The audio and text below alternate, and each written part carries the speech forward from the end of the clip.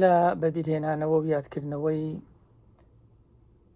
فەرماندەی خۆشەویست و تێکۆ شەریگەلەکەمان شەید ئەحمەدخان بۆڵەگی من لێرە جارێکی دیکە سەری ڕێز و نەوازش بۆ گیانی بەرزەفڕی ئەو تێکۆ شەریگەلەکەماندا دەنوێنم. ڕاستیەکەی بۆ من سەختە کە باس لە کەسایەتی شەید ئەحمەدخان بکەم. ڕاستە ئێمە هاوڕێ باز و هاوخەباتی یەک بووین و ئاشنایەتێکمان لەگەڵ یەکە بوو، ئەگەرچی جیاوازی تەمەنیشمان هەبوو. ئەوەش بەڕاستی دەگەڕێتەوە بۆ ئاشنایەتی و برادایەتی کاک ئەحمەدخان و شەید سەید مستەفای باوکم. بەڕێکەوت من ساڵی 1970 دەمەی تازە بوو بوومە پێشمەرگە، بەڕێکەوت لە بێدەلان کاک ئەحمەدخانم بۆ یەکەم جاربینی. ئێمە لە سەرکانی گوندی بێدەلان دانیشت بووین لە دەوری فەرماندەی خۆمان سەید سەلیم کۆبوو بووینەوە، ئەو قسەی بۆ دەکردین. پیاوێک دەرکەوت لە دوورەوە، پیاوێکی باڵا بەرز و شیک و ڕێکوپێک و کلاشکۆفێکی بەشانەوە بوو. ئێستاش شێوەکەی لە بەرچاومە هات نزیک بۆ ئێمە لەبەری هەستاین.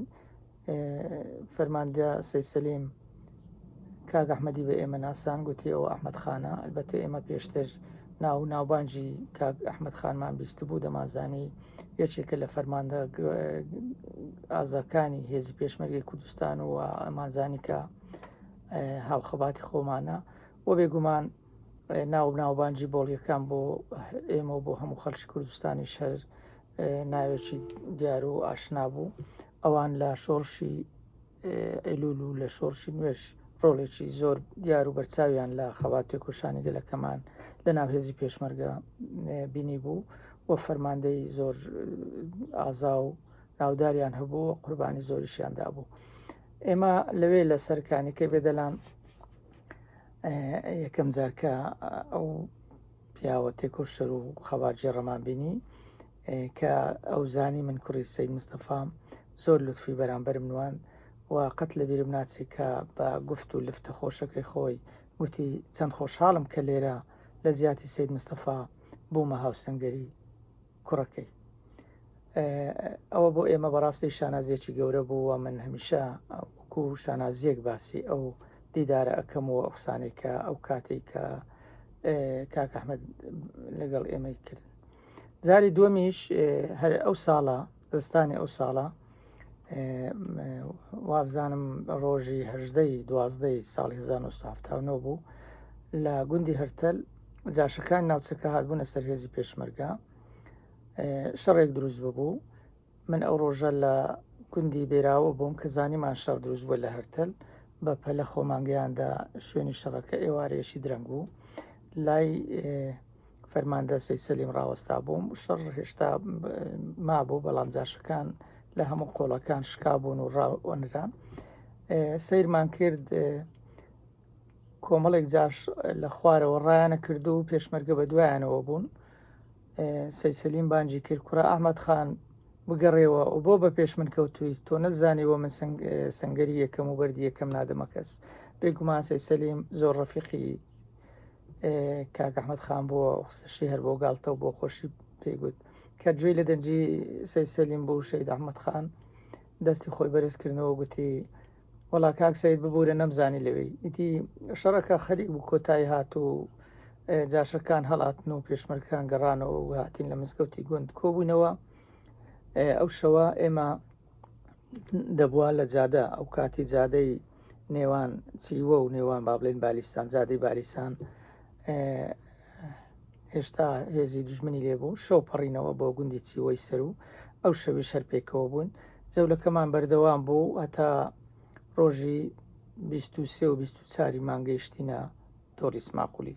ئێوارەی 24 دوازدە ئێمە لە گوندی گرتک پێکەوە بووین.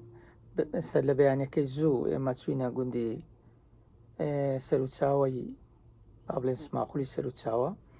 کاک ئەحمەد و هێزێکی دیکەش لە گوندی گرتکمانەوە. ئەو ڕۆژە بەرەبیانەکەی داستانی گەورەی سماقولی دروست بوو، شڕێکی گەورە لەو ناوچێ دروست بوو کە تیایدا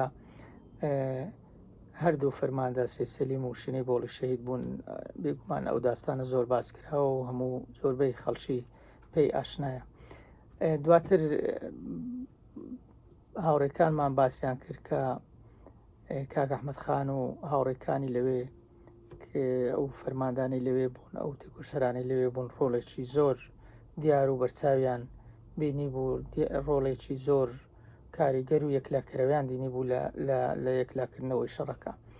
من بەڕاستی قسە زۆرە لەسەر کاک ئەحمەد خان و لەسەر تێکۆشان و خەبات و قوربانیەکانی ئەو بنەماڵەیە، بەڵام بێگومان دەرفەت کەمە. هیوادارم گیانی پاچی ئەو تێکۆشەری گەلەکەمان هەمیشە شاد و ئاسوودە بێ و گەلەکەمان بە هیوا و ئاواتەکانی خۆی بگات کە ئەوان لە پێناویدا گیانی خۆیان کردە قوربانی و هەموو خۆشیەکانی خۆیان لە پێناوی گەلەکەیان و لە پێناوی نیشتمانەکەیان کردە قوربانی و خۆیان فیدایی ملەتەکە خۆیان کرد. سەری ڕێز زارێکی دیکە بۆ ئەو تێکۆشەرە و بۆ تێکۆشەرانی دیکە و بۆ هەموو شەهیدانی ڕێگای ئازادی و سربەخۆی کوردستان دادەنوێنم. هیوادارم بنەماڵەی سەربەرزی شەهید ئەحمەد خان بۆڵی هەمیشە هەروەک چۆن سەربەرز و سەرفراز بوونە لە خەبات تێکۆشانی گەلەکەمان، ڕۆڵیان هەبووە بەشدار بوونە لەمە دواش هەر یەکە و لە بواری خۆی لە خزمەتی گەلەکەیان و لە خزمەتی نیشتمانەکەی خۆیان بە هەمان نەفەس و بە هەمان ورە و بە هەمان هیمەتی شەهیدەکانی خۆیان و بە هەمان قارەمانێتی شەهیدەکانی خۆیان بەشدار بن و گەلەکەشمان هەمیشە شانازی بە تێکۆشەرەکانی خۆیانەوە کە هیوادارم ئێمە سەروەریەکانی خۆمان، دەستکەوتەکانی خۆمان کە بە خوێن و خەباتی تێکۆشانی ئەو تێکۆشەرانە هاتووتەدی بپارێزین و هەمیشە ڕێز لە پیاوە مەزنەکانی خۆمان، تێکۆشەرانی خۆمان، شەهیدەکانی خۆمان، ئەوانەی کە گیانی خۆیان کردە قوربانی بۆ سەرخستنی دۆزی ڕەوای گەلەکەمان کردە قوربانی، ئێمە هەمیشە ڕێزیان لێ بگرین و ناوبانگ و تێکۆشان و خەباتیان بەرز ڕابگرین. جارێشتی سەری ڕێز و نەوازش بۆ گیانی پاشی شەهید ئەحمەد خان و هەموو هاوسەنگەران و هاوخەباتانی ئەو تێکۆشەرە گیان فیدایە دادەنەوێنم.